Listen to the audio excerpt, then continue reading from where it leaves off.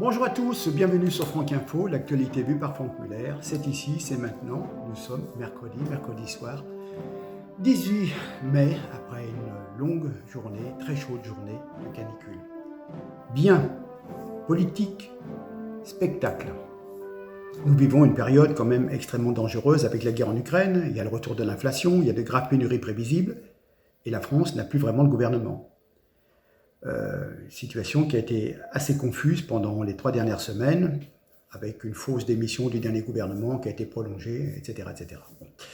Quelle importance! La politique ne consiste plus vraiment à gouverner, à piloter, mais simplement à pavoiser, fanfaronner, éblouir, faire des annonces dont on ne verra jamais le commencement. Donc le prochain gouvernement sera nommé d'ici quelques jours. Tout ce qu'on sait, c'est qu'il sera dirigé par une femme, on va en parler. Mais nul ne s'intéresse à sa mission, ses orientations, le cap que cette personne devra suivre. Pour cause, il n'y aura pas de cap.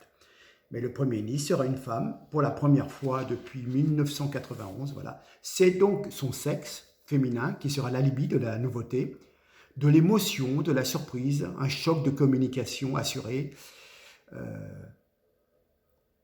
Tout ça pour peut-être ramasser un petit peu les votes des femmes, hein, qui auraient pu, si elles l'avaient voulu, se donner une femme à l'Élysée, donc la première place, et non la seconde sous l'autorité d'un homme, puisqu'il y avait plusieurs candidates féminines pour ces présidentielles. Donc, tout est fait pour faire un coup de jeûne, si on peut dire, avec une personne féminine. Mais est-ce que les électeurs vont gober cette fausse relance? Et pour combien de temps encore? C'est une chose. C'est une chose, c'est une chose. Donc, 3 semaines quand même pour nommer Elisabeth Borne. C'est bizarre quand même, puisque les électeurs qui n'ont jamais autant voté à droite n'auront jamais assez critiqué la déconnexion des élus. Ils souffrent de cette politique écologique menée depuis 5 ans, bon hérité d'un premier ministre de gauche, jamais élu, ex-directeur de cabinet de Ségolène Royal. Le président a reçu plusieurs refus, hein, personne ne veut se mouiller dans cette histoire. Valérie Rabault PS, Catherine Vautrin UMP, voilà. Hein. Mais on a compris, Emmanuel Macron n'avait pas la moindre idée de la politique du futur gouvernement, et donc il fallait une femme pour dire je fais une nouveauté, quoi. Voilà. Hein. À part ce sexe féminin, le président n'a pas beaucoup de critères sur le poste, hein, et donc il a recherché tout azimut. Tout ce qu'il faut, c'est un pédigré à bac+5, voilà. Et il a choisi quelqu'un d'assez effacé, car au royaume de Borne, les aveugles sont rois. Il s'agissait surtout de bloquer la gauche, puisque du côté des LR, on avait assez résisté aux sirènes pour le moment. Voilà. Hein. Donc, qu'est-ce que cette femme cette femme, c'est une bonne exécutrice, c'est une technicienne.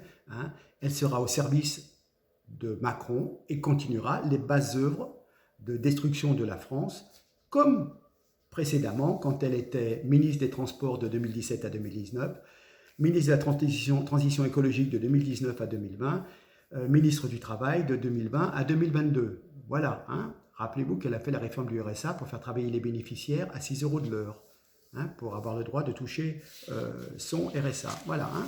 Donc ne vous en prenez pas à elle, elle n'est que l'exécutrice. On va en parler, hein, mais voilà, c'est ainsi. Hein. Voilà. Je rappelle qu'elle a fait également la suspension du contrat de travail pour les soignants qui n'étaient pas vaccinés, donc qui n'avaient droit ni au RSA, ni au congé de formation, ni au chômage. Voilà. Donc, elle serait douée en tout ou bonne à rien. Elisabeth Borne, jamais élue, politicienne, diplômée des ponts et chaussées, s'est toujours promenée dans l'appareil de l'État. Dès 1987, elle passe tour à tour à l'équipement. Ensuite, elle est vers Jospin, Jacques Lang. Elle navigue toute voile dehors dans les eaux socialistes, parfois relativement glauques. Elle pantoufle également dans le privé, chez Adoma, Eiffage. Elle repasse par la SNCF, la mairie de Paris, s'arrête un temps comme préfète de département et de région. Elle revient dans la mouvance, dans le pays de socialistes, si vous voulez. Ça devient le bras droit de Ségolène Royal. Elle est efficace, comme chacun sait. Elle se mêle de transport, d'écologie, de solidarité, de travail, d'emploi, d'insertion. À la diversité de son parcours, on pourrait la croire douée en tout ou bonne à rien. C'est selon, soit on se l'arrache pour ses compétences, soit on ne sait qu'en faire, et à cause de son incompétence, et on la met là où on peut. Attention, à la SNCF, elle est jugée colérique, cassante, brutale. Mais on sait que les cheminots ne sont jamais contents, tout le monde sait cela, mais bon, notez quand même. À l'écologie, elle rate totalement ses objectifs et se prend une remontée de bretelles. Au transport, elle fustige les Français afin qu'ils reviennent, ça c'est fantastique, afin qu'ils reviennent aux réalités en leur expliquant qu'il y a des trottinettes électriques à 50 € qui permettent qu'on abandonne les carburants. Voilà, hein. Surtout pour amener ces 3 gosses à l'école. Évidemment, les ministres, eux, ont l'habitude d'avoir une voiture avec chauffeur et voilà, ou alors ils se présentent, ils vont bosser en célibataire à vélo électrique, bon chic, au cabinet ministériel qui est à 300 mètres de leur domicile de fonction. Au ministère du Travail, elle fait des pieds et des mains pour que les soignants non piqués, je vous en parlais, puissent être débarqués sans salaire et sans indemnité contre toutes les règles du travail en vigueur. Il faut déjà le faire, hein. Fantastique. Mais elle est socialiste hein, quand même. Hein. Elle aurait pu préconiser le goulag pour les infirmiers non vaccinés. Hein. Pour finir la supercherie, alors j'ai lu ça sur le Wikipédia. Avant le 16 mai, elle avait un grand-père qui était d'origine russe, juif. Et après le 16 mai, elle devient juive polonaise.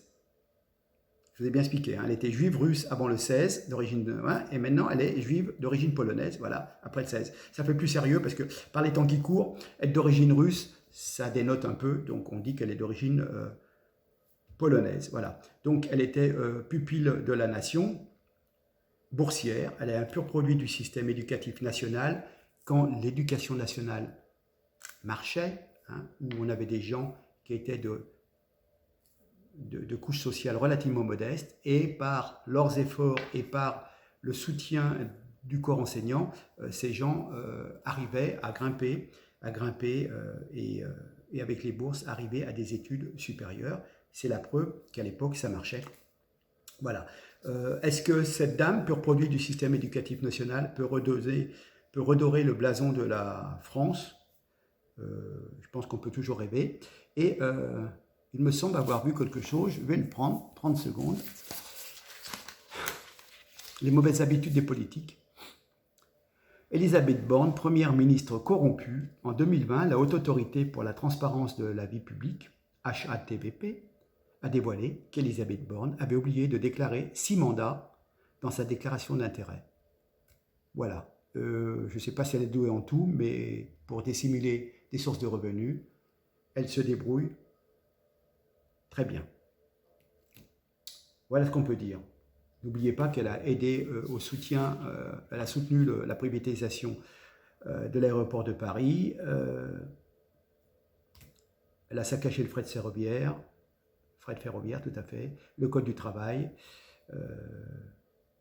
elle s'est occupée de la réforme de l'assurance chômage et de la baisse de l'allocation pour 1 million d'allocataires, voilà, et puis bon, son dada, c'est la retraite à 65 ans. Voilà ce qu'on peut en dire. Mais de toute façon, c'est une bonne exécutrice qui ne fera jamais d'ombre à Macron. Vous voyez, c'est pas comme Édouard Philippe qui a eu un capital sympathie, il a créé son parti, il veut se placer pour les futures présidentielles. Donc ça, Macron n'en veut pas. Comme je vous le disais déjà dans une précédente, parfois, on s'entoure de gens qui sont pas très performants. Mais au moins, on sait qu'ils ne paraîtront pas plus intelligents que vous. Donc, le but d'un chef, c'est justement de régner et qu'on ne lui pique pas sa place. Voilà, donc avec Édouard Philippe, c'est un petit peu délicat. Donc, on prend Elisabeth Borne, ben voilà, elle ne cassera pas 3 pattes à un canard, et ça ira très très bien. Et puis, on lui dira d'exécuter, et elle fera exécuter. On n'a peut-être pas fini de souffrir, mais rappelez-vous qu'elle n'est que la courroie de transmission et que c'est Macron qui décidera beaucoup de choses. Voilà ce que je pouvais dire sur la question. Je vous rappelle également que j'ai maintenant une toute petite chaîne, ça s'appelle des shorts. J'essaye de condenser en 1 minute des petits coups de gueule. Il y en a déjà eu 2, dont un consacré à Elisabeth Borne. Voilà, bon, c'est un petit truc que j'essaye. Et puis, j'essaye de diffuser aussi sur une plateforme que les jeunes connaissent qui s'appelle TikTok. Où on a des gens soit qui racontent des histoires, soit qui montrent des photos, des vidéos de danse, de sketch, etc. etc. Bon, voilà, c'est un moyen de faire passer les infos, puis de voir si on peut être encore un petit peu plus connu et de partager les infos, quoi. Voilà. Sur ce, je vous laisse. Je vous remercie. Cette vidéo, vous l'aurez jeudi matin, demain. Et puis, je vous souhaite une bonne journée par cette période caniculaire. Hydratez-vous bien, oui, c'est le cas de le dire. Et puis, à très très bientôt. Ok, je vous remercie. Au revoir. Surtout, partagez, likez. Vous savez ce qu'il faut faire. Aidez-nous financièrement si vous pouvez. Ça sera avec le plus grand plaisir que nous continuerons notre mission d'information. Oui. Oui, messieurs, dames. Je vous le dis. Allez, à très bientôt. Merci. Merci encore.